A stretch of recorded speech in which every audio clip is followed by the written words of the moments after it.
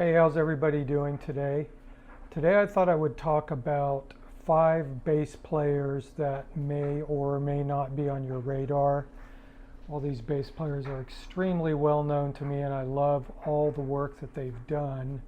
They are kind of under the radar a little bit and come from a previous generation of bass players that are absolutely awesome and foundational. And the first one I'm going to start with is possibly the most foundational bass player, I'm going to venture to say, of all time, possibly. And it's this great woman named Carol Kaye. And some of you out there may be familiar with her or not. But as her website says, if you've listened to the radio or watched TV since 1958, you've heard Carol Kaye play. And this is quite possibly true because I think it's estimated that she played over something incredible, like more than 10,000 recordings. And this is through the 60s and the 70s. And the stuff that she played on is absolutely legendary. I'm not sure if you people in the younger generation, maybe under 30, are going to know about some of this stuff, but it's certainly going to be on your cultural radar. So I'm just going to go through a few of the things that she's played on that you might have heard of, because her legacy is absolutely incredible. And she also was a guitar player too, but I'm going to start with some of the bass things that she played on. Whipped Cream by Herb Alpert, which is an absolutely famous and legendary record. She played bass on this Beach Boys record, Pet Sounds, along with a bunch of other Beach Boys stuff, but that's one of the most famous things.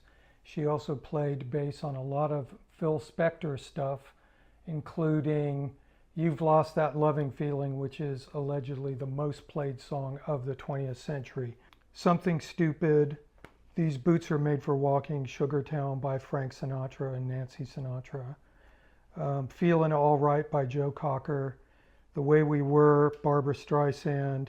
The World We Knew by Frank Sinatra, and the Godfather theme, Gypsies, Tramps and Thieves, and Bang Bang by Cher. She played on Indian Reservation by Paul Revere and the Raiders, Little GTO, and just a massive amount of other stuff. Some of the guitar stuff that she played on is Frank Zappa's first 2 records. She played on the song The Beat Goes On with Sonny and Cher, I Got You Babe, some Dean Martin stuff, the Isley Brothers, Sarah Vaughan, Roger Miller, just an amazing amount of things that she played on, really too much to mention here. But if you'd like to just get started listening to stuff that she played on, start with Pet Sounds by the Beach Boys. The bass sounds are incredible, guitar sounds are incredible, the recording's incredible, and she's an incredible lady, and I think maybe she's 87 or 88 at this point. She's also got an autobiography that she wrote that I think is called Studio Player. I haven't actually read this, but I would actually like to read it. I recommend you look into it because she was, of course, part of the famous wrecking crew in Los Angeles in the 60s and 70s that played on the majority of stuff coming out of the studio system in Los Angeles. So check out Carol Kaye. Thanks for watching. If you like what you're hearing here, please remember to subscribe as it helps grow the channel. I will be talking about everything from playing in musical theater as a teenager through producing punk music in the 1980s to playing with people like Kiss in the 1990s, and also things that I'm doing in the present day as well. So you can buy me a coffee, and you can also join my Patreon page.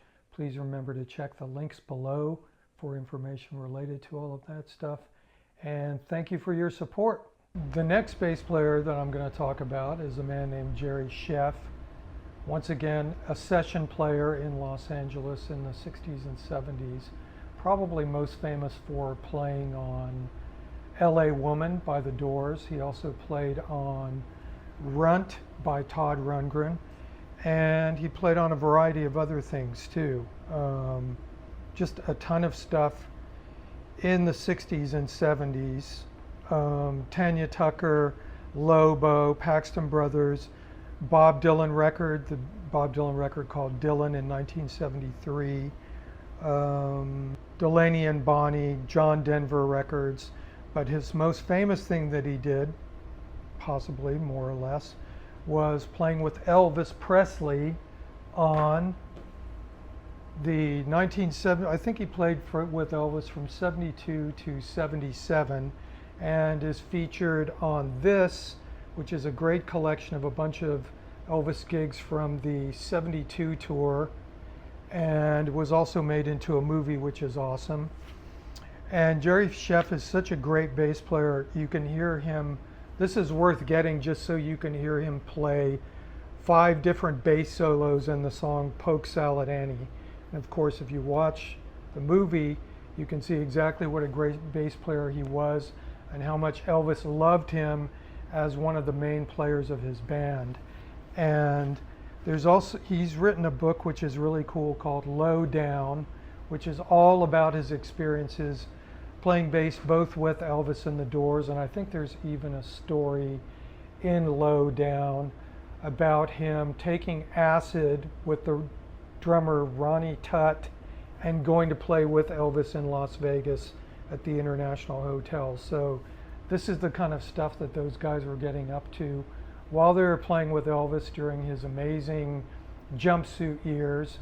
And a lot of this stuff is really worth listening to because the band is so great, and Jerry Scheff is absolutely an amazing player.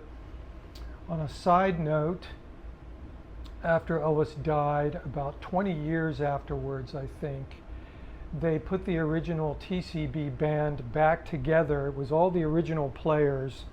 I think they did this in about 1997. There was a thing called Elvis the Concert, and the band played live, and they had isolated tracks of Elvis singing, and so you were listening to Elvis singing with the original TCB band playing live, and that was truly an amazing thing to go and see. I was lucky to be able to go and hear one of the shows at Wembley Arena in London in, I think, 1997. And the way that it was done was really amazing. The sound was probably better than it ever was at any Elvis shows in the early 70s, because of course technology had improved a lot in 25 years. And it was a really cool experience, and probably about as close as you could get to being at a real Elvis show. And it was pretty amazing because the audience, Elvis told the jokes, it was sequenced exactly like one of Elvis's shows, and the audience reacted to Elvis like he was there talking to him, and it was quite an emotional and interesting experience. And you could hear the TCB band in all of its glory, super loud over state-of-the-art sound system. So that was a really nice thing to hear. And of course, Jerry Scheff, Ronnie Tutt were there, James Burton, I think maybe the Sweet Inspirations, and the whole band was there, and it was a really awesome experience. So I recommend listening to some of the Elvis on Tour stuff on Spotify, wherever you can find it, and also checking out the Elvis on Tour movie, which I saw in a movie theater when it first came out, I think in 73 maybe, and it made a great impression upon me also. And it was a very cool ensemble and definitely worth listening to. And Jerry Scheff is a great bass player, and of course you can listen to either the Doors or some of the other stuff that he did and hear the kind of magic that he brought to those sort of sessions that he played on. I almost forgot that 10 years after I saw the Elvis concert in 1997 in Wembley, they actually did another anniversary show in Memphis, and it was in 2007. And so that was the 30th anniversary of Elvis's death, and 30th anniversary, I guess, of Elvis Week, maybe. Jennifer and I went to Memphis. We stayed at the Peabody. We actually got to see Priscilla walk out after the ducks came out or something, I forget. But I also remember it was the hottest day ever registered in Memphis, I believe. It was like 115 degrees, something ridiculous. And the TCB band was playing at whatever it is, FedEx Forum in Memphis, I think. And before the TCB band played, Lisa Marie came out and did this really weird kind of lip sync to a version of In the Ghetto that she did with the crazy filmmaker. I think his name is Tony Smith. He made like American History X. So anyway, I did actually get to see the TCB band with Jerry Scheff twice. The second time was pretty strange in Memphis. Next bass player I'm going to talk about is a man named Miroslav Vitus, a Czech bass player who is best known for playing in this band, Weather Report. And he played on their first 4 albums, I believe. This might be the last one that he plays on. And he is an awesome bass player, kind of discovered by Miles Davis, and played a few gigs with Miles Davis, I think primarily in New York, and possibly maybe he's on the Cellar Door sessions in DC. Somebody might be able to correct me on that. Also went on to make quite a few records for ECM Records. Actually made one of my favorite ECM records of all time with a Norwegian guitar player called Terje Rypdal, and also the great drummer Jack DeJohnette, who is also one of the Miles Davis alumni. And Weather Report was a band formed by Joe Zawinul and Wayne Shorter, also Miles Davis alumni. And the band that they had with Miroslav is absolutely incredible and worth listening to. Mysterious Traveler, I Sing the Body Electric, all of those records are really superb. There was a little bit of friction between Joe Zawinul and Miroslav Vitus. Joe wanted to move in more of an electric bass direction, and Miroslav Vitus was pretty much a die-hard stand-up double bass player. Really phenomenal and interesting bass player, making really incredible sounds from a double bass. But also, as the record Sweet Nighter proves, a really awesome electric bass player as well. I never got to see him live. He's still with us, and I think might be in his late 70s or early 80s. So, like I mentioned before, he's from an older generation of bass players, but a really interesting fusion-esque, probably I would say one of the pioneers of fusion bass playing, along with Dave Holland and those type of people. But definitely worth a listen, super interesting player, and a great atmospheric composer as well. Next bass player I'm talking about is the legendary and amazing Chris Squire, who was one of the founding members and the bass player for this band, Yes. Now this record is, I think, possibly the 4th Yes record, maybe it's the 3rd Yes record, but it came out in 1973. I'm thinking maybe it's the 4th. And I've got a clip from some of the stuff that he's playing on this record in this video. And his bass playing style is just utterly unique. Nobody sounds like him whatsoever. He played through a couple of Marshall half stacks, had a Rickenbacker stereo bass going into them, I think at times, or he began playing just a mono Rick and then switched to a stereo Rick eventually. But his bass playing is just incredible. Plays with a pick, and his style is so that he plays in the spaces of where the drummer is not playing, and also with the drummer at the same time. It sounds quite incredible. And listening to this record in particular, it's really interesting how a lot of the time he's playing on the upbeats all the way through songs, and it just adds this additional texture and contrapunctual information to whatever's going on in the song. And he knows how to lay back, and he knows how to tear it up.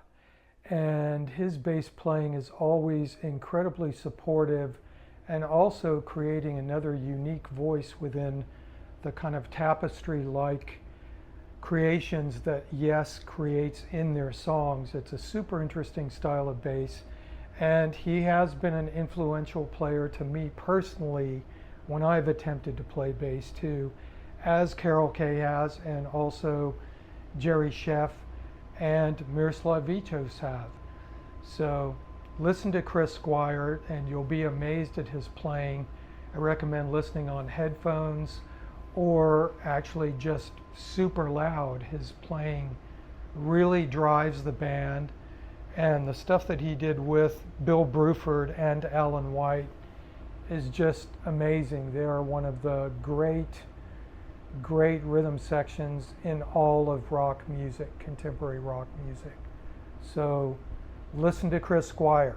This bass player I'm going to talk about now, you may recognize this as being a Queen record.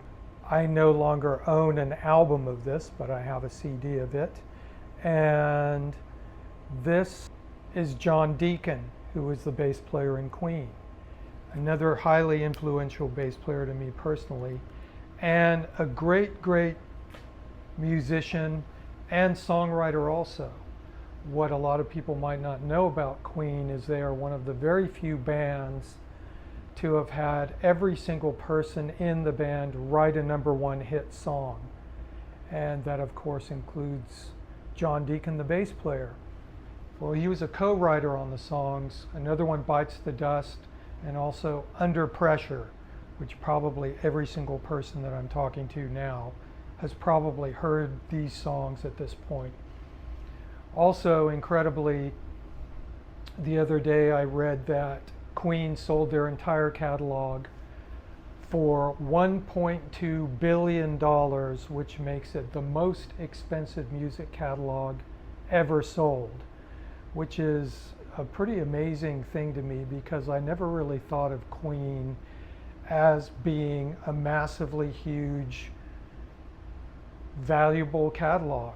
Unlike Bob Dylan or the Rolling Stones or Bruce Springsteen, their catalogs seem to me to be more valuable. Queen seems to have had quite a few hits here and there, but not nearly a solid catalog like Bob Dylan or Bruce Springsteen, for example. I started listening to Queen probably in 1973 or so, when their second album, Queen 2, came out. I was in England for the summer of 1973, I think, and the song The Seven Seas of Rye was a song actually in the top 40 in the UK, and they'd made a little video for it long before anybody was making any kind of videos. And I thought they were a really interesting and strange sounding band.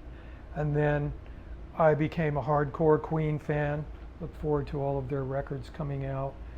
And by the time that record, Day of the Races, came out, I was living in Los Angeles and came across the opportunity to actually go and see Queen 2 nights in a row for the Day of the Races tour.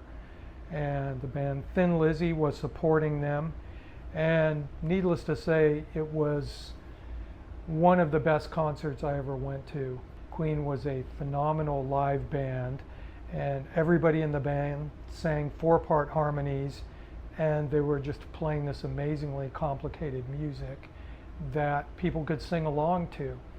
From the Day of the Races record is a song called Millionaire's Waltz, and I place this song really in the same category as Bohemian Rhapsody. It's a longer song, maybe almost 6 minutes long, and just starts out with this incredible Chopin-esque piano part by Freddie Mercury, and John Deacon is playing this incredible bass part to go along with it. It's just bass and piano, and take a listen to this bass thing that he's playing. And it's just really outrageous and a perfect thing, and just places him right up there in the category of phenomenal pop rock bass players. The piano part is a complicated piano part, and John Deacon comes up with this phenomenal contrapunctual bass part that's going right along with it, and it's completely musical, goes through all of the chord changes perfectly.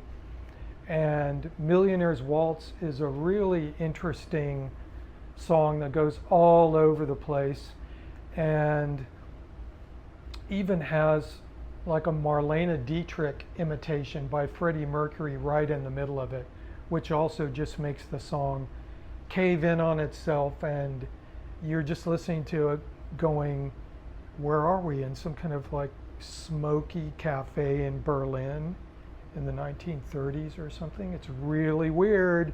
And then of course Freddie is just camped up completely, like he's really wishing he was Marlene Dietrich in this song. It's super cool. But then it has all these really heavy sort of juxtapositions that are in the middle of it too. But this is one of those songs that makes Day of the Races one of my favorite Queen songs ever. The production is quite just otherworldly how good it is. Basically, Queen's first couple of albums, maybe their first 3 albums, the production is kind of sketchy. Everything sounds overamped, hyper compressed, really not very good. And then on Night at the Opera, it starts to get categorically better. And then after that, it continues getting better and better. And I think really Jazz is probably their peak, amazing sounding record production wise. But the run of Day of the Races, News of the World, and Jazz are really, if you want to hear incredible studio production and recording values and playing, singing, songwriting, those 3 kind of middle period Queen records are phenomenal. And I did get to see Queen one more time. I saw them on, I think, what might be their last tour they did in the US, which was the News of the World tour. And they were incredible on that tour also. I never got to see them again, but there's tons of live Queen footage out there. And some of it's been remixed, remastered, so you can hear John Deacon better than ever. And the bit, just listen to John Deacon only, and you'll have a brand new world open up for you about the amazingness of Queen. Also, John Deacon was, I believe, had a degree in electrical engineering. So he actually built some effects boxes for Brian May to use. I think one of which was called D-Key. And there was, Vox even did a limited edition little amp that had like a 6-inch speaker in it that had the electronic circuit that John Deacon designed for Brian May. And that's a very cool little amp. I remember playing through one, I think in the 90s, and it wasn't even a big expensive thing. And I remember thinking to myself, should I pick one of these up? It's almost kind of like an effects box with a speaker in it. Alas, I did not do that, and guess what? I have regrets now. But you might be able to find one out there, and it's a cool little thing, but it's another testament to the genius that is John Deacon. And John Deacon retired from Queen. He was like, I've done Queen, and he did it amazingly. So kudos to him, and a hi to him if he's out there. John Deacon, you're amazing.